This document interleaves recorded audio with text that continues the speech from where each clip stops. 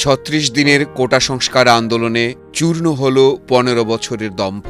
ছাত্র জনতার বিক্ষোভের মুখে ৫ আগস্ট সোমবার দুপুরে প্রধানমন্ত্রীর পদ থেকে ইস্তফা দিয়ে দেশ ছাড়লেন শেখ হাসিনা। রক্তসমুদ্রে পতন হল স্বজনের রক্তচোষা এক নৃশংস স্বৈরাচারের। উদ্ভূত পরিস্থিতিতে বিএনপি, জাতীয় পার্টি, জামায়াতে ইসলামী সহ কয়েকটি দলের নেতাদের সঙ্গে বৈঠক করেন সেনাপ্রধান জেনারেল ওয়াকারুজ্জামান। পরে বিকেল ৪টার দিকে জাতির উদ্দেশ্যে দেওয়া এক ভাষণে তিনি বলেন, রাজনৈতিক দলের নেতাদের সঙ্গে আলোচনায় সিদ্ধান্ত নিয়েছেন একটি অন্তর্বর্তীকালীন সরকার গঠন করা হবে। এই অন্তর্বর্তীকালীন সরকারের অধীন দেশের সব কার্যক্রম চলবে। এরপর সন্ধ্যায় আইএসপিআর এর সংবাদ বিজ্ঞপ্তিতে ছাত্র শিক্ষক প্রতিনিধিদের সঙ্গে সেনাপ্রধান আলোচনায় বসবেন বলে জানানো হয়।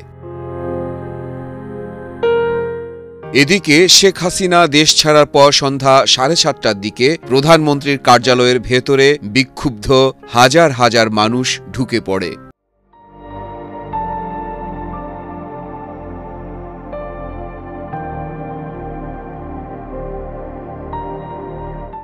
তাদের কেউ কেউ বিভিন্ন স্থাপনা ভাঙচুর করেন, অনেকে আবার বিভিন্ন গুরুত্বপূর্ণ সরঞ্জামাদি নিয়ে যায়।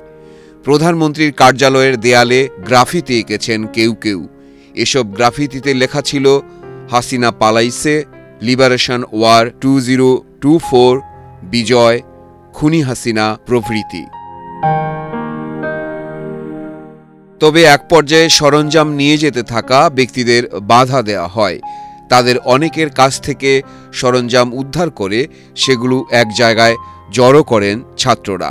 জড়ো করা সরঞ্জামের মধ্যে বিভিন্ন আসবাব ছাড়াও বৈদ্যুতিক যন্ত্রপাতি ও বইপত্র সহ নানা জিনিসপত্র ছিল। প্রধানমন্ত্রীর কার্যালয়ের পাশাপাশি সংসদ ভবন এলাকায় সংসদ ভবনের আঙ্গিনায়ও হাজার হাজার মানুষ প্রবেশ করেছেন। প্রায় প্রতিটি কক্ষ, বাসভবন ও স্থাপনায় ভাঙচুর করা হয়। কেউ কেউ বিভিন্ন ব্যবহার্য সামগ্রী থেকে শুরু করে হাতের সামনে যা পাচ্ছিলেন নিয়ে যাচ্ছিলেন। এ সময় ৮০ থেকে ১০০ জন শিক্ষার্থীর একটি দল তাদের থামাচ্ছিলেন, রাষ্ট্রীয় সম্পদ না নিতে অনুরোধ করছিলেন। এ সময় রাষ্ট্রের সম্পদ সবার এমন যুক্তি দেখিয়ে কেউ কেউ তাদের সঙ্গে তর্কেও জড়িয়ে পড়েন। পরে শিক্ষার্থীদের কড়া প্রতিবাদের মুখে সবাই জিনিসপত্র রেখে যেতে বাধ্য হন।